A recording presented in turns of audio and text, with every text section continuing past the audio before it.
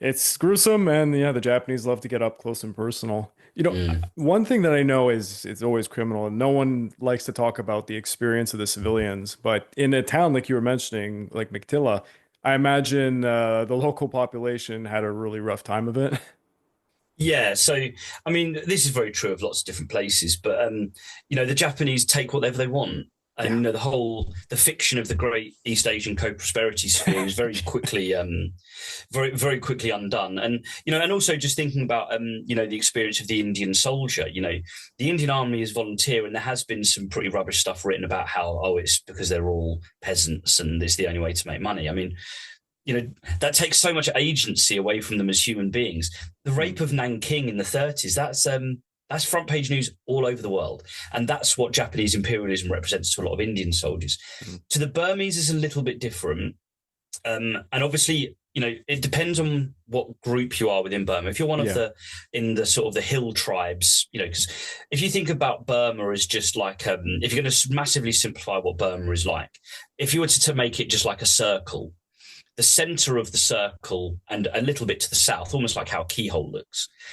That's kind of what is the actual Burma people, the Burmese population. And all of that periphery, which is up in the hills and the jungles, the border with India, the coast of Arakan, the Shan states that borders China and Thailand and so on, they're the ones that generally speaking are supportive of the British.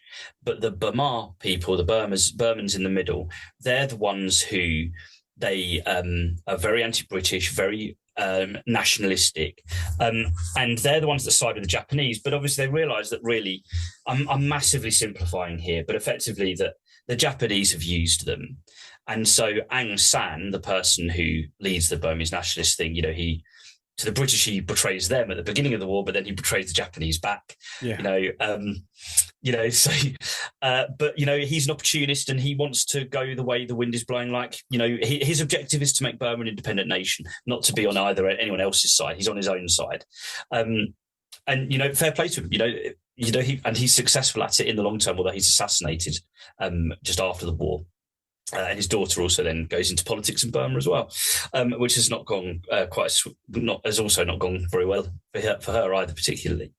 But yeah, so at Meiktila itself specifically, what you find is when the Thunder Run arrives, because the Burmese are unhappy with the Japanese, they know that really that they're losing. That's a big part of it, but also because they dislike them as much as they do the British, to the degree that because the British and Indians are winning, therefore that's who they side with.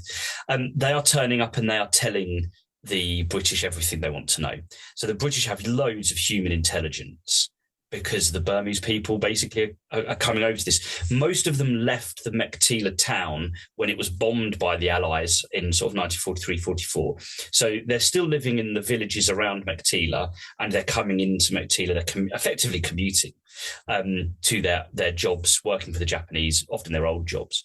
But, there's some amazing ththings. When I was doing my research, I found there was a lady called Kaisanessa Ahmed. And so she was an Indian Burmese. She's nobody to history. She's an ordinary person. But I found a letter that she sent in the file of someone else. So there's a guy that I follow in the book called Donald Maitland.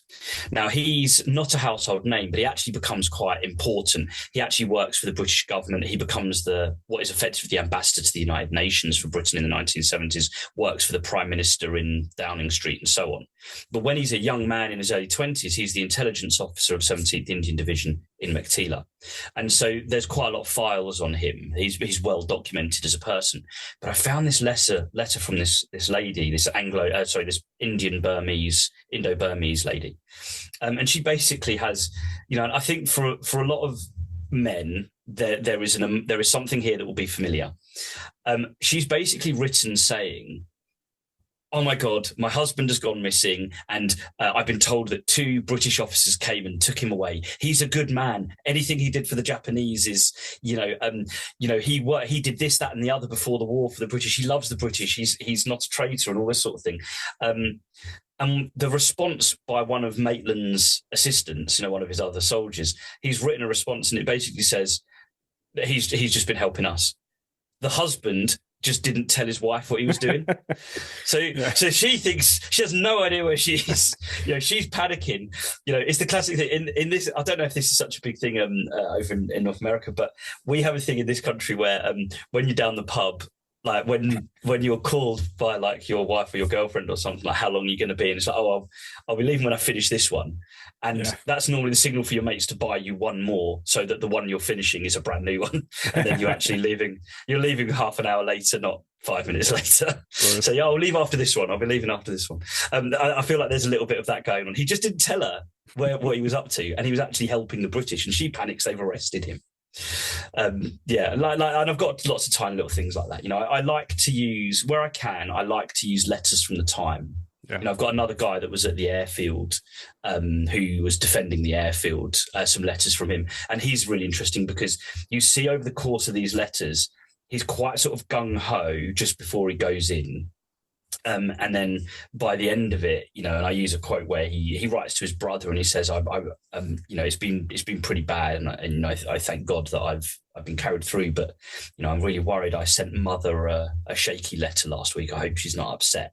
And it's just so interesting, the tone change. It's hard to describe. I think it is easy to read it because I quote from him and stuff. But I love that human drama of it and the immediacy that you get from a letter rather than because I love things like hearing the audio recordings. In this country we have a really amazing audio archive of hundreds of thousands of people from both world wars, and right up. I've got a friend who served in Afghanistan, and he's been interviewed for this exact same thing, and they've been doing it since the 1960s when the First World War generation were beginning to pass away. But a lot of them recorded it as old men. Rather so the World War II generation sort of started in the late 80s, early 90s, and a lot of them as late as the 2000s.